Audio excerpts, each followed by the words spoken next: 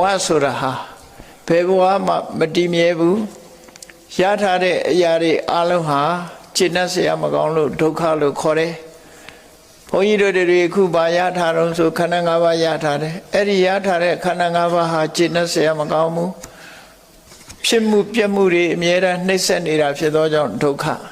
အဲ့ဒီဒုက္ခဘာကြောင့်ရတာတုံးဆိုရင်လူချင်းနဲ့တဏှာကြောင့်ရတာဖြစ်လို့တဏှာကဒုက္ခတပုရိယအဲ့ဒီဒုက္ခတွေကဘယ်မှာငြိမ်းတယ်လဲဆိုရင်နိဗ္ဗာန်ကျမှငြိမ်းတာဖြစ်လို့နိဗ္ဗာန်ဒီဒုက္ခនិရောဓအဲ့ဒီငြိမ်းတာဟာသူငြိမ်းတာလားလို့ဆိုမဟုတ်ဘူးမဂ္ဂင်၈ပါးအကျင့်တရားလို့ဆိုတယ်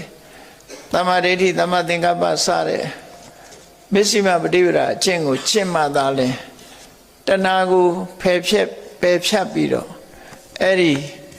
ဒုက္ခនិရောဓဆိုတဲ့ဆင်းရဲဒုက္ခချုပ်ငြိမ်းရာနိဗ္ဗာန်ကိုမျက်မှောက်ပြုနိုင်မှာဖြစ်တယ်လို့မြတ်စွာဘုရားက